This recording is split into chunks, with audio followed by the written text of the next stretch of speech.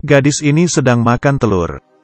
Dan seorang pria yang duduk di depannya langsung melayangkan sebuah tamparan.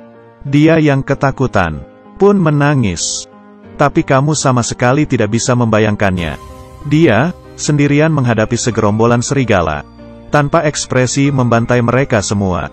Jae-yun dari kecil sudah diubah oleh organisasi misterius. Dia tidak hanya memiliki IQ yang super tinggi, tapi juga bisa menggunakan pikiran untuk mengendalikan benda. Jae-yun adalah percobaan yang paling berhasil. Karena dia terlalu kuat, tim takut untuk tidak bisa mengendalikannya, dan bersiap untuk menghancurkannya. Tapi Jae-yun sudah kabur duluan. Tim organisasi mengejarnya sepanjang malam, tapi tetap saja tidak bisa terkejar. 10 tahun pun berlalu. Jae-yun diadopsi oleh pasangan petani yang baik hati, dan menjadi anak petani seperti orang biasa. Ia juga lupa dengan kejadian 10 tahun yang lalu.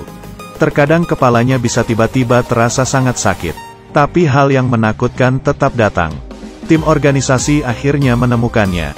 Nobleman bertanya apakah dia masih ingat dengan dirinya. Saat itu Jae-yun kebingungan. Dia tidak ingat sama sekali.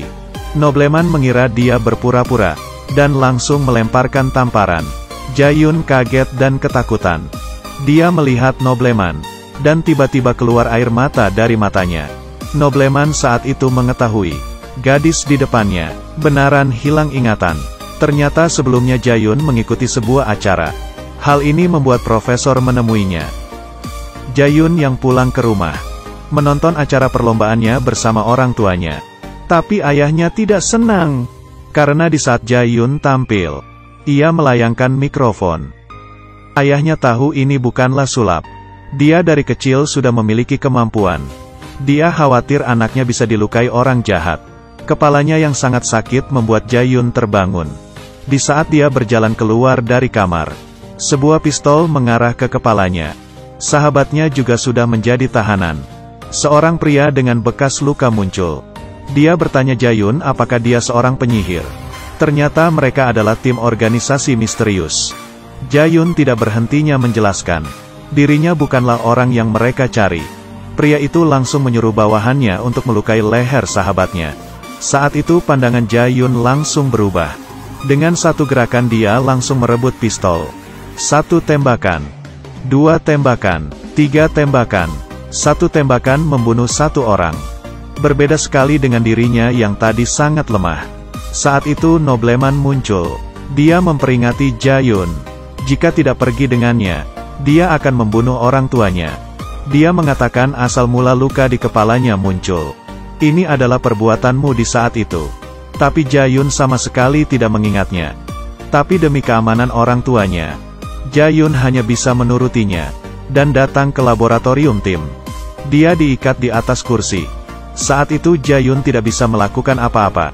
Dan profesor muncul. Dia terus menunggu hari ini datang. Tapi Jae-yun masih tidak mengingat apa-apa. Bawahannya mengeluarkan sebuah suntikan, dan menusuknya dengan kuat ke Jae-yun. Kemudian tatapan Jae-yun mulai berubah. Dia seperti mulai mengingat segalanya. Ternyata saat itu tim organisasi tidak melanjutkan mencarinya. Karena percobaan ini tiap waktu harus menusuknya ramuan. Kalau tidak dia akan meledak. Tapi Jae-yun berbeda. Dia tidak mati tapi masih hidup selama 10 tahun. Hal ini membuat profesor menjadi semangat. Karena Jae-yun adalah percobaannya yang paling berhasil.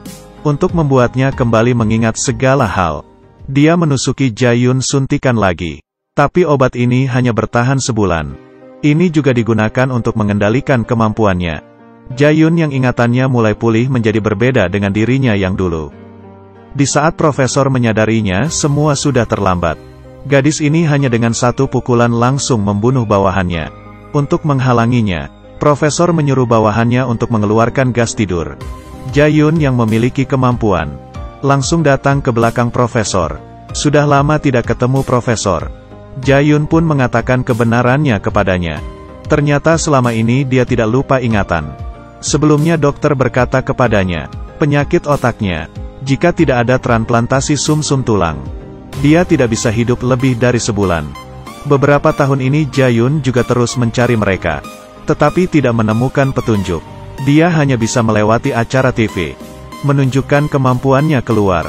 dan membuat mereka menemukannya. Profesor baru menyadari Jae-yun yang mengerikan. Saat itu dia menembak kaki profesor, dan menanyakan suntikan yang dibuatnya. Ia menarik profesor ke tempat suntikan itu diletakkan.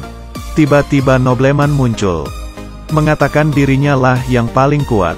Tapi setelah itu, langsung diserang Jae-yun ke dinding dengan hanya satu tangan. Kita sama sekali bukan di level yang sama. Nobleman ingin melawannya. Ia memegang kaki Jae-yun, dan mulai menyerangnya. Tapi kecepatannya tidak sebanding dengan Jae-yun. Meski kekuatannya kuat, tapi sama sekali tidak mengenai Jae-yun. Saat itu Jae-yun menangkap nobleman, dan melemparnya ke pintu.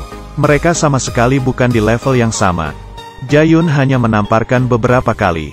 Nobleman ingin melawannya tapi ditendang oleh Jae-yun, dan pistol diambil oleh Jae-yun. Satu tembakan mengenai kaki profesor yang ingin kabur. Di saat dia membalikkan badan, nobleman sudah mengarahkan pistol ke kepala Jae-yun. Tapi nobleman tidak bisa menggerakkan pistolnya, karena dia sudah dikendalikan oleh kemampuan Jae-yun. Kemudian dia pun ditembak mati oleh Jae-yun. Jae-yun menemukan obatnya, dan datang ke rumah sakit menemui ibunya yang terbaring di atas kasur. Jae-yun mengeluarkan obat. Ternyata obat ini bukan hanya bisa menolong dirinya, tapi juga bisa mengobati penyakit ibunya. Bila kamu diberikan suatu kemampuan, kamu ingin kemampuan seperti apa?